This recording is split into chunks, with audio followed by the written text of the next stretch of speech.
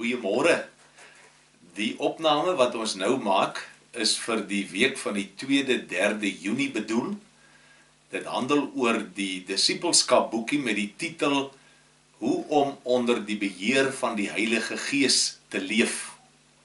Nou baie van u gaan heel moontlik hierdie opname kyk, maar ek wil tog dan net vir u baie duidelik wys. Dit is die boek wat ons gebruik, en as u nie 'n eksemplaar het nie, dan kan u by Junie 1 kry. Daar is nog eksemplare beskikbaar. Ek self het ook nog hier by my in die kantoor so 'n paar. So as u by my huis verbyry, kan u dit sommer net hier oppik. Maar behalwe dat dit ons tema is, en ek dink dis 'n baie wonderlike tema, na verlede week se Pinksterweek, gaan ons nou hier op die Heilige Gees infokus, maar ek het so een of ander reëling wat ek ook graag met u wil tref. Ek het 'n nuwe program opgestel. Die program wat ons die begin van die jaar al reeds versprei het, kan nou nie meer geld nie, omdat die skoolvakansies nou heeltemal anders is, en die ritme van die gemeente is ook nou anders. So u sal sien dat ek toe nou probeer het om 'n nuwe program op te stel, sodat ons dan teen die einde van die jaar, hier by middel November se kant, dan deur hierdie disipelskap reeks is. Ek wil ook graag weer vir u sê, onthou dat as ek dalk te vinnig gaan, wat inderdaad so gaan wees, dat u net op die skerm van u selfoon druk, of u nou die klankopname gebruik, en of u die beeldopname gebruik, druk net op die skerm, dan gee hy vir jou 2 streepies by die YouTube, dan druk jy op die 2 streepies, dan stop die uitsending, en u kan dan lees wat u wil, en dan kan u weer dit aktiveer deur op die skerm te druk. Die klankopname, die klankopname is baie maklik. U druk net op daai blokkie daar aan die begin, en hy sal dan of speel of hy sal dan stop. So op so 'n manier kan u dan van die Bybelstudie iets baie besonders maak.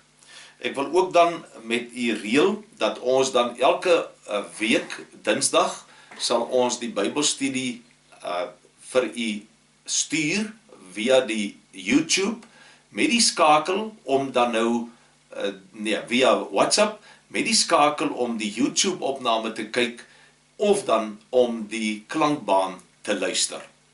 Ek het dan 'n laaste een hierson, wat ek graag met julle wil deel, en dit is dat ons praat nou hierdie komende 3 weke oor die Heilige Gees, en hoe om onder die beheer van die Heilige Gees te leef. Nou, ek glo, dit is 'n onderwerp wat 'n mens nooit in jou lewe uitgetrap kry nie, en 'n mens hoor altyd iets nuuts en iets anders, en daarom wil ek tog vir u vra, dat u dan u boeke sal oopmaak, hier by die disipelskap boek, wat sê hoe om onder die beheer van die Heilige Gees te lewe, en ons gaan begin daar by bladsy 3, maar kom ons bid eers saam.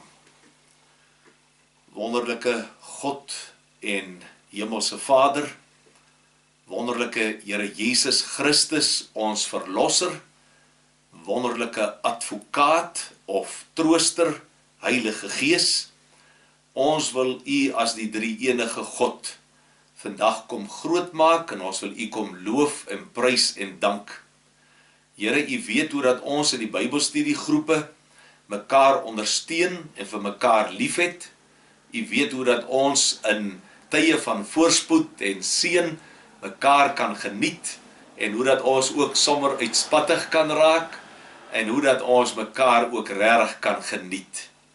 Maar Here, ons as Bybelstudiegroepe weet ook dat ons ernstige oomblikke beleef rondom u woord. Ons weet ook dat ons dikwels saam moet rou oor 'n geliefde wat dood is, of een of ander krisis wat iemand getref het. En ons wil bid, Here, dat u asseblief deur u liefdevolle Gees sal toesien dat ons dit nie sal vergeet nie, maar dat ons steeds daarna sal verlang. Dankie, Here, vir al ons wonderlike voorregte. Dankie ook vir al u seëninge. Maar dan bid ons ook vanoggend vir soveel mense wat baie minder bevoorreg is as ons. Mense wat nie bekommerd is oor data nie, maar wat bekommerd is oor wat hulle die dag gaan eet en drink. En ons wil vir u dankie sê vir u kerk wat op 'n breë front so 'n groot verskil maak.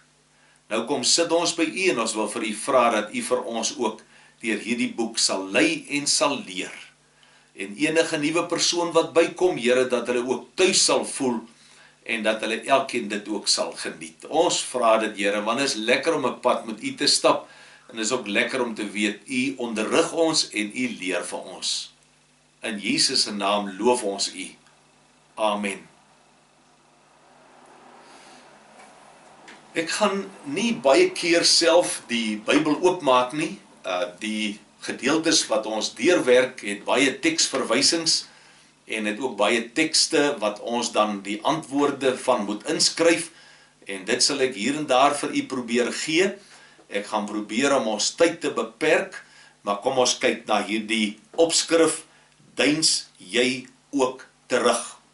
Nou daardie eerste paragraaf daar sê vir ons dat dit darmbaar en regtig wonderlik is om aan God te kan behoort en om ook die titel te kon ontvang dat ek en jy 'n kind van God is.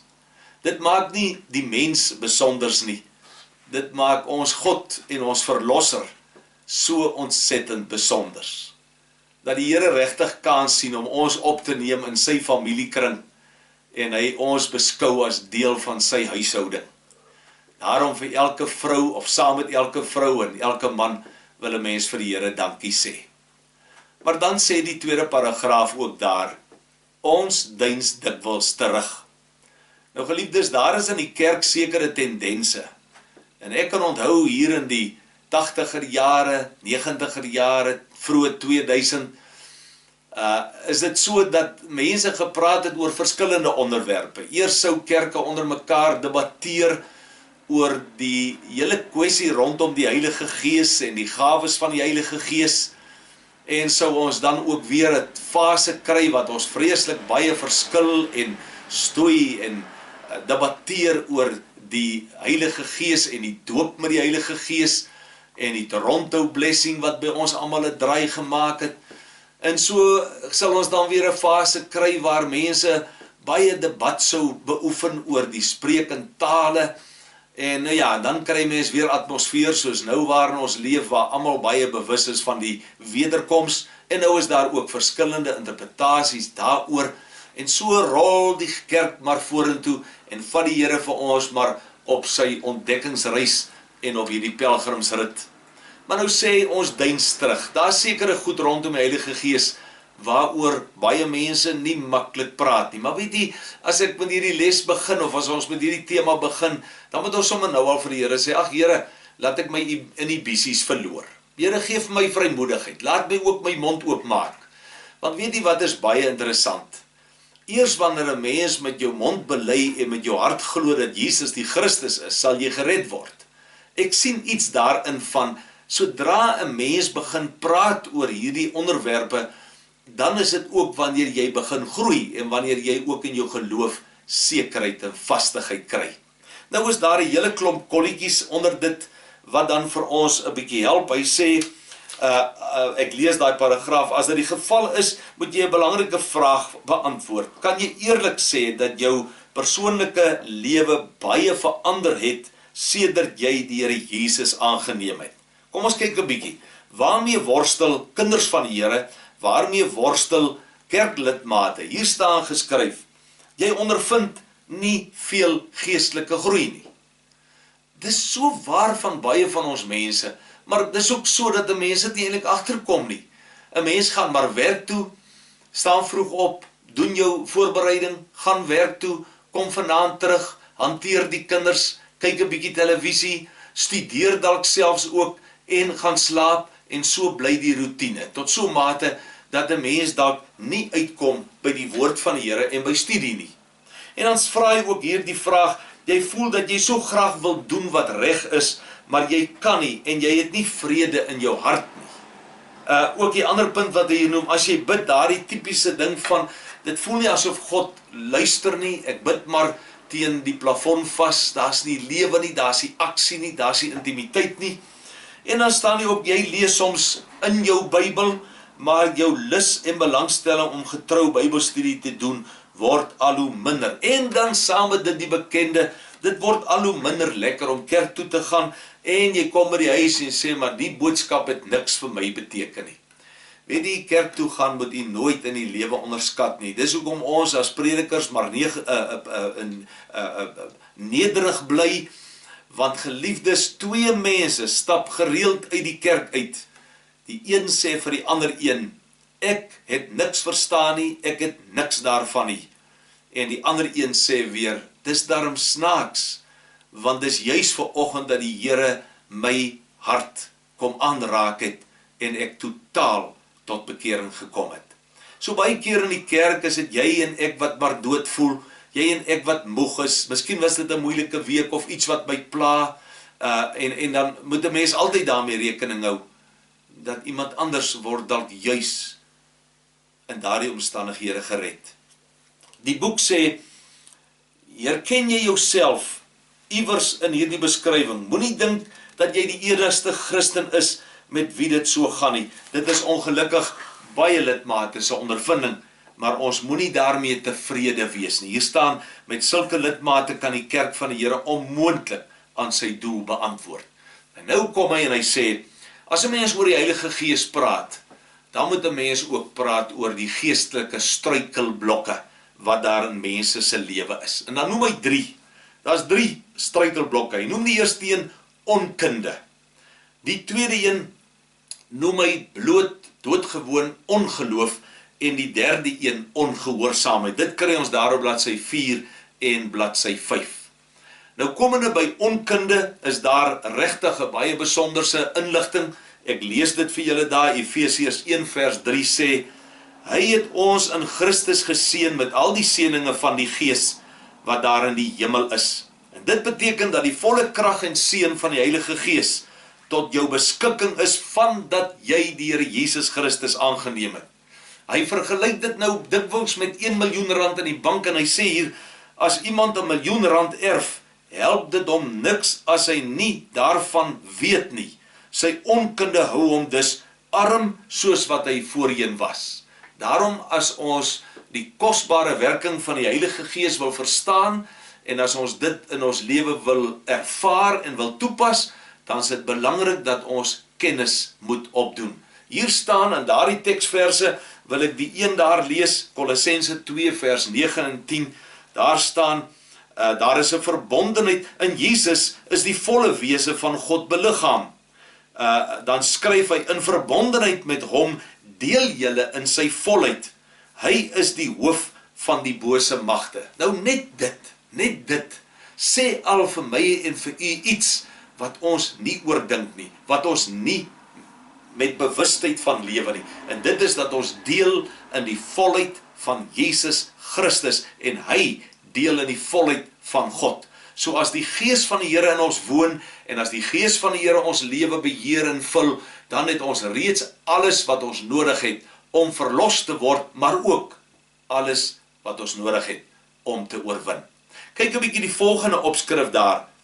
Ongeloof. Nou daar by onkunde is daar baie interessante en belangrike stof, maar by ongeloof sê, gestel 'n mens maak werk van jou onkunde, en jy versamel genoeg kennis oor die Here, en sy wil met jou lewe.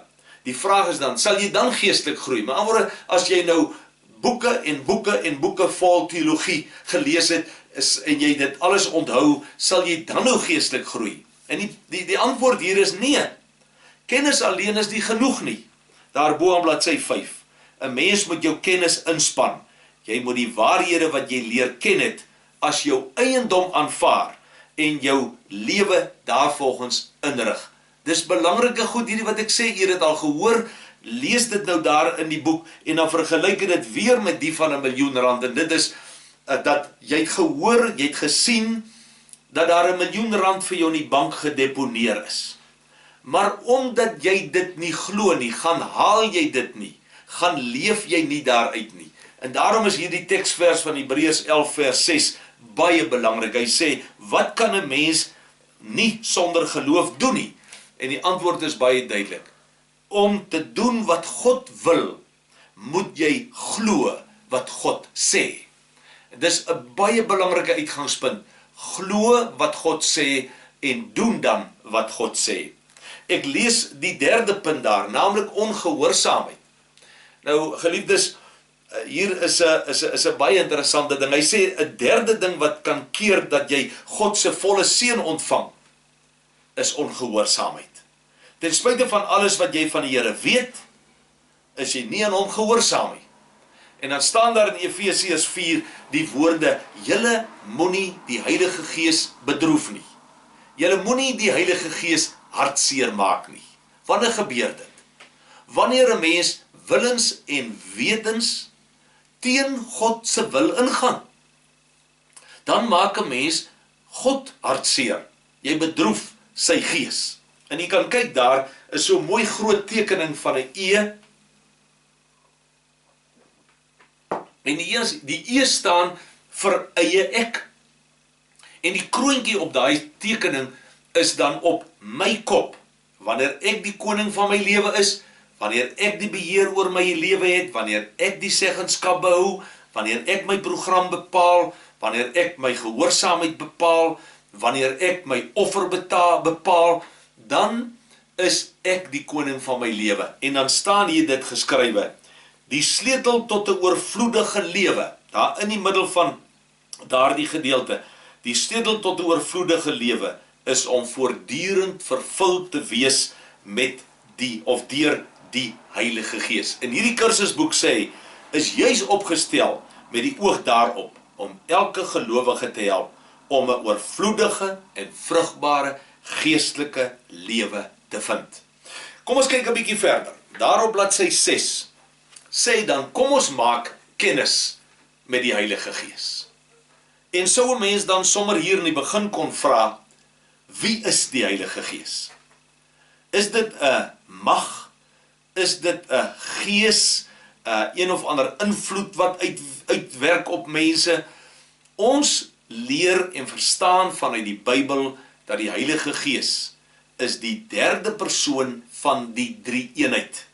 En daar sal jy in die middel van die paragraaf 'n gedeelte kry van die belydenis wat dan vir ons sê, die belydenis, geloofsbelydenis van Nicea. Ek lees dit vir u, daar staan, ons glo in die Heilige Gees, die Here en lewendmaker, wat van die Vader en die Seun uitgaan, wat saam met die Vader en die Seun aanbid en verheerlik moet word, wat gespreek het deur die heilige profete.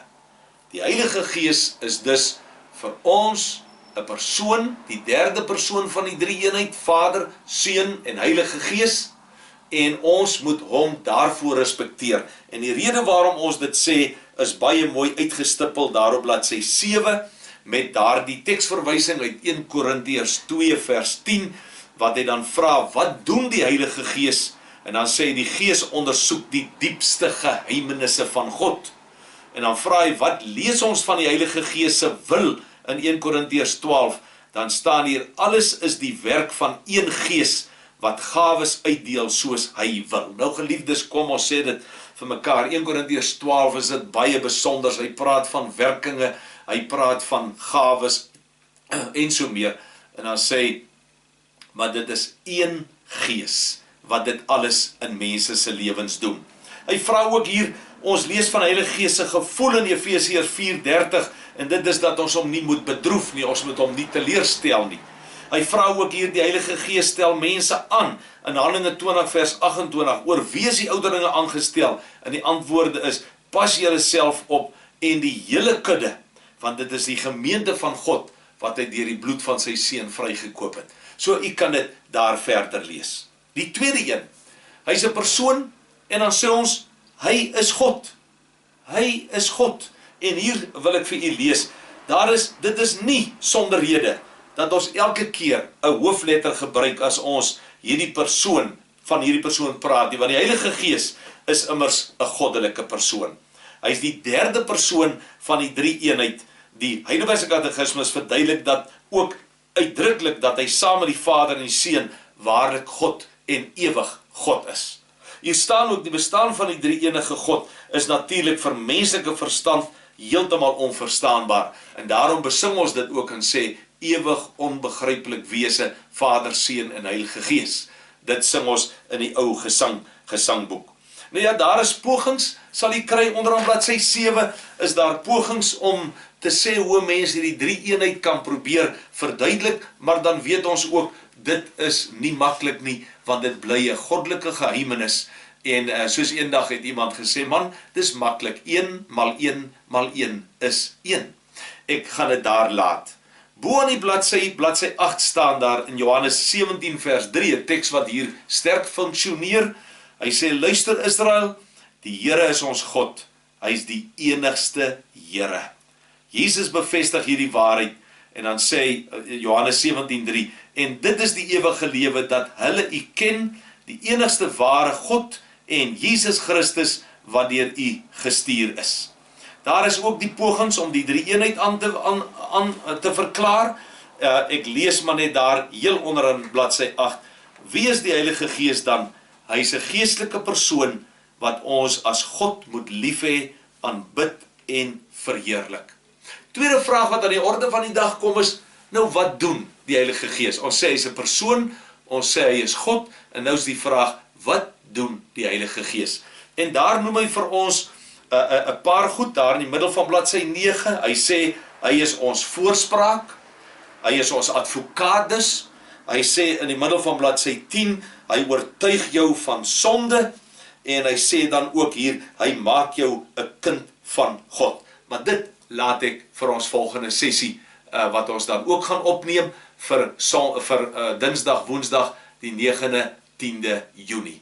Geliefdes, dis kort, dis kragtig, u kry nie kans om saam te bespreek nie, maar stuur vir my 'n SMS as daar 'n vraag is, of as daar iets is wat u oor duidelikheid wil hê, sodat dit 'n Bybelstudie vir ons almal kan wees, en ek wil regtig al die groepleiers en al die groeplede sterkte toewens. Dis 'n besonderse onderwerp. Ons gaan dan praat volgende week oor wat doen die Heilige Gees. Baie dankie, ek bid saam met u. Wonderlike God, ons aanbid u as die Vader, ons aanbid u as die Seun, en ons aanbid u as die Heilige Gees. Heilige Gees, u wat reeds op die waters gesweef het, voor die skepping nog plaasgevind het, u wat dwars deur die Ou Testament 'n prominente rol gespeel het, maar u wat in Handelinge 2 aan die kerk uitgedeel is, oor die kerk uitgestort is, ons wil u kom aanbid, as die persoon van die drie eenheid, wat ons in die geloof staande hou, en wat ons op ons geloofspad begelei. Heilige Gees, ons wil vir u dankie sê, soos wat iemand eendag gesê het, dat u so aktief en so bedrywig is. Ons wil ook bid dat ons in hierdie grendeltyd u sal ontmoet en u sal beleef. En Here, ons kan nie meer sê as wat u woord sê nie, maar ons bid dan dat u wyer en groter as u woord sal wees. Seën nou vir elkeen van ons, en laat ons met vrede en vreugde hierdie dag ingaan. Dankie Here vir u genade. Amen.